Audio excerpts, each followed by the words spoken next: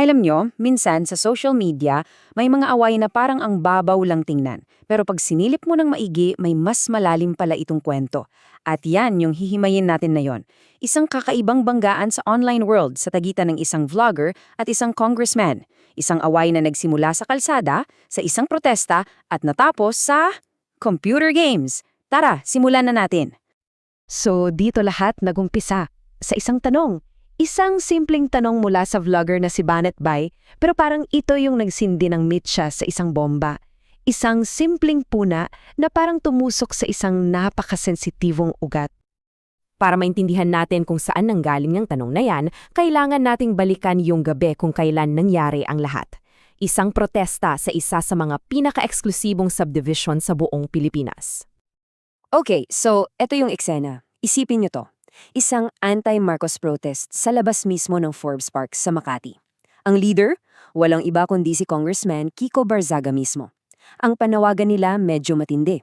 Pagbibitiw ni Presidente Marcos. At yung tono, ayon sa mga report, talagang agresibo. May panawagan pa raw na pasukin ang mga bahay ng mga kalaban sa politika. At hindi to natapas agad ha, tumagal to hanggang 4:20 ng madaling araw.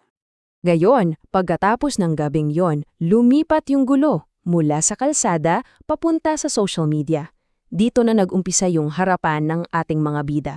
Isang public na akusasyon at isang matalim na sagot. Una, sino ba si Banat Bay? Sa totoong buhay, siya si Byron Cristobal. Isa siyang sikat na pro-Duterte vlogger at para magka-ideya kayo sa estilo niya, isang source ang nag-describe sa kanya bilang isang DDS Pitbull influencer. So gets nyo na siguro yung dating niya, di ba? Palaban at agresibo. At eto na yung mismong palitan nila. Ang tira ni Banat Bay kay Barzaga parang sinasabi niyang, ang tapang mo sa salita, willing to die ka pa, pero bakit ka umalis agad? Isang akusasyon ng hypocrisy. Ang ganti ni Congressman Barzaga, wow, hindi ako full-time vlogger katulad mo. Para bang sinasabi niya, hoy, ibang level ko, congressman ako, vlogger ka lang. You know, may isang analyst na tinignan tong sagot na to at sabi niya, alam niyo kung anong tawag dyan? Narcissistic projection. Hinimay niya sa tatlong parte. Una, deflect o iwas pusoy. Iniba niya yung topic. Pangalawa, demean o panlalait. Minaliit niya yung trabaho nung bumabatikos sa kanya. At pangatlo, display superiority. Pagyayabang, ipinakita niyang mas angat siya. At kung akala nyo tapos na yung drama dyan, well, nagkakamali kayo. Dyan pa lang talaga nagsisimula.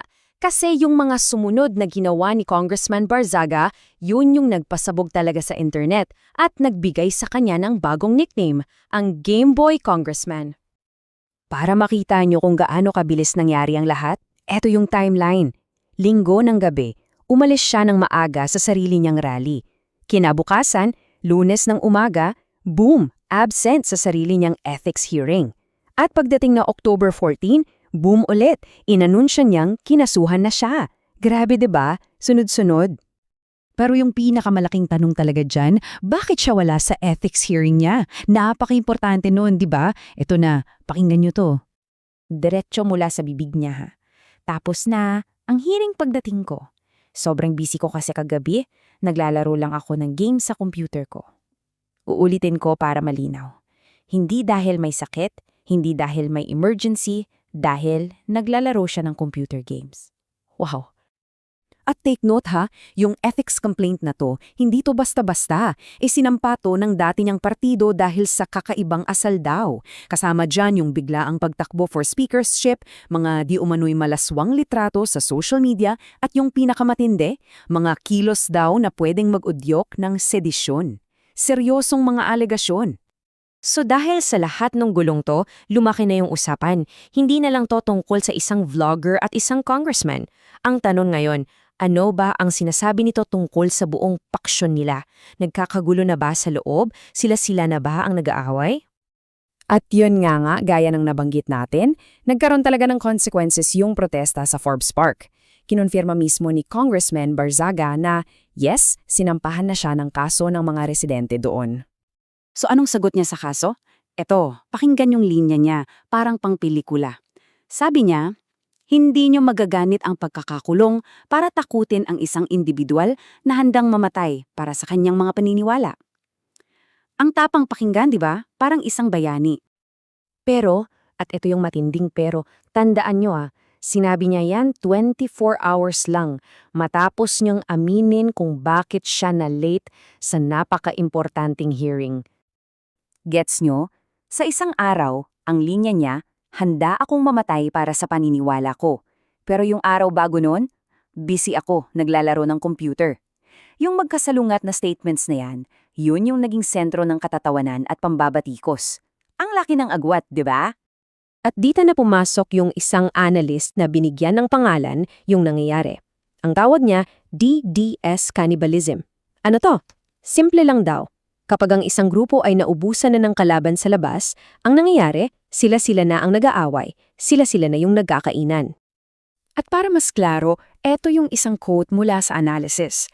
Ito ang nangyayari kapag ang isang kilusang pinalakas ng malalaking ego at palabas na galit ay nagsisimulang ubusin ang sarili nito. So ang punto, itong away ni Banatbay at Barsaga, hindi lang to simpleng chismis. Sintomas na raw to ng mas malaking problema sa loob mismo ng kanilang hanay. So, para i-wrap up natin, ano ba yung mga key takeaways dito? Simple lang. Una, isang banat lang ng vlogger na booking yung tila hypocrisy. Pangalawa, yung mismong congressman, siya yung nagbigay ng bala sa mga kritiko niya dahil sa sarili niyang mga salita. Pangatlo, para sa mga analysts, sign na to na may internal combustion na nangyayari. At pang-apat, yung personal na away nila naging salamin, isang metafora ng posibleng pagguho ng isang buong kilusan. Kaya iiwan ko sa inyo itong tanong. Kapag ang isang kilusang politikal ay binuo sa galit at laging naghahanap ng kaaway, anong mangyayari kapag wala na silang mahanap na kalaban sa labas? Saan nila ibabaling yung galit? Sila-sila na ba? Magandang pag-isipan yan.